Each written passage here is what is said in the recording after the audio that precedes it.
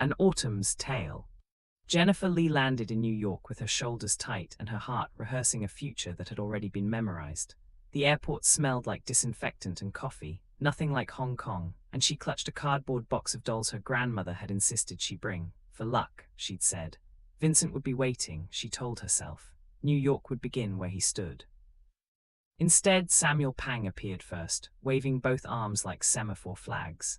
He was older than she remembered, broader, his hair thinning at the temples, flanked by two friends who looked like they'd wandered in from a dockyard. Cow grinned with too many teeth. Bull didn't smile at all. Jennifer, Pang said, switching awkwardly into English before correcting himself in Cantonese. Long time. Welcome, I am Samuel, your father's cousin's nephew, something like that. Just Pang, Bull said. Everyone calls him Pang.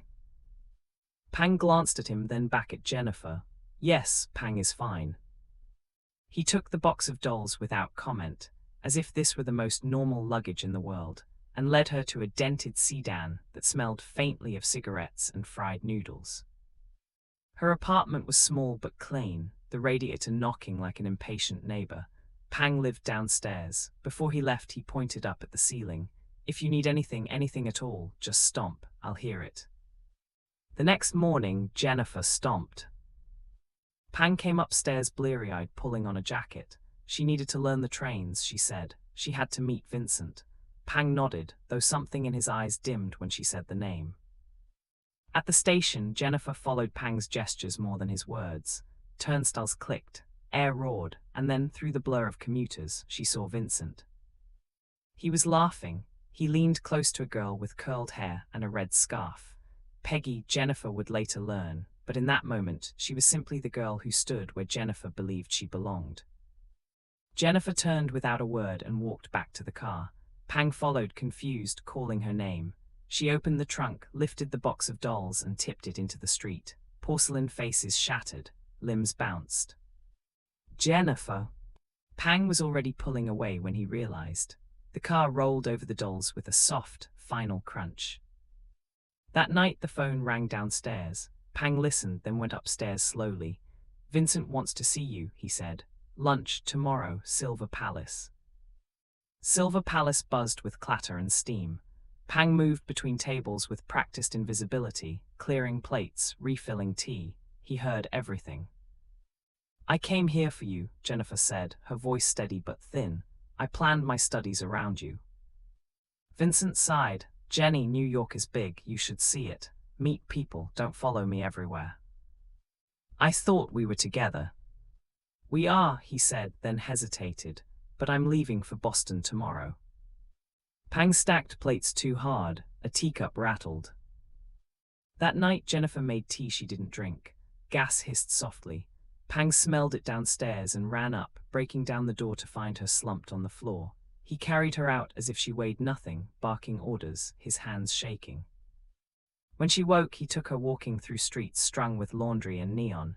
He didn't ask questions, he just walked beside her. The next day in Chinatown, Jennifer sat alone with an egg sandwich she barely touched. Pang came in, saw her, smiled, and she turned away. He hesitated, then a friend called out. Pang answered automatically, then drifted back toward Jennifer's table, stealing a bite of her sandwich. Too dry, he declared, waving down a waiter. Bring more food. She almost smiled. They built her bookcase together that afternoon. Pang held boards steady while Jennifer tightened screws. She told him about a babysitting job, about tuition, about needing more money. Pang listened, nodding, later finding her grandfather's watch tangled in a drawer, the strap cracked with age. He bought Broadway tickets on impulse.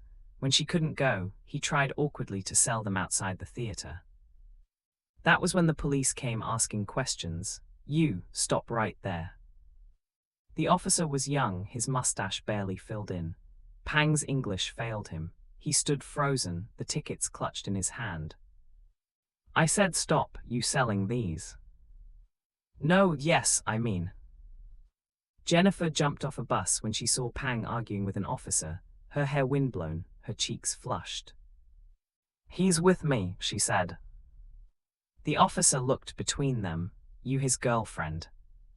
Yes, Jennifer said. Pang looked at her, she did not look back. She was late for babysitting. Pang insisted on driving her. They drove to Long Island in Pang's dented Honda, the Broadway tickets forgotten on the dashboard. Jennifer's hands were knotted in her lap. "I can't do it," she said. "I don't know why I said yes. I don't know how to be with children." At the Sherwood house, Jennifer froze at the door. "Come with me," she whispered. Pang merged onto the expressway. "You learn." The Sherwood house was white and large, with a manicured lawn and a wreath still on the door, though Christmas was 2 months past. Jennifer stood at the bottom of the driveway, unable to move. "Come," Pang said. He walked with her to the door. He stood beside her when Mrs. Sherwood answered. He stayed in the foyer while Jennifer met Anna, a small girl with serious eyes and a braid coming undone. Inside, Tony smiled too widely. Later, he offered Jennifer a job at his restaurant. Pang didn't like the way Tony looked at her. He didn't like the Big Panda either, the menu he couldn't read, the dishes he couldn't afford, the way the waiter kept smiling as the bill climbed. When Mrs. Sherwood saw Tony flirting with Jennifer in the garden, the smile vanished. Jennifer was fired on the spot. That night, Pang and his friends returned to the Big Panda and made sure Tony remembered them. They tried selling Jennifer's dolls the next morning. No one wanted them. At a street stall, Jennifer saw a watch band, sleek, elegant, $800. She walked away quickly. At the park, Vincent appeared again, Peggy on his arm. Jennifer shrank. "Do I look better than her?" she asked Pang. Pang didn't look. "Doesn't matter," he said, "as long as you keep your dignity." He told her about his dream, a restaurant on a pier. The ocean, he'd call it Sampan. The next morning, Pang wrote commandments on his mirror. One goal stood out: if you want it, go for it. He held a party and didn't tell Jennifer it was his birthday. He invited her the same way he invited everyone. A grunted, "You come," in the hallway. A flyer ball had printed shoved under her door. She came. She wore a blue dress he had never seen before. She stood by the window with a cup of soda and watched the room. Vincent called. Vincent came. Vincent talked to Jennifer the entire night, about Boston, about Peggy, about how he had made a mistake, about how he still thought about her. Pang served guests. Pang cleared empty cups. Pang went outside and kept walking. He ended up at a mahjong parlor on East Broadway. He lost $200. He lost $400. He drank warm beer from a bottle and watched the tiles click and shuffle. Bull found him at midnight.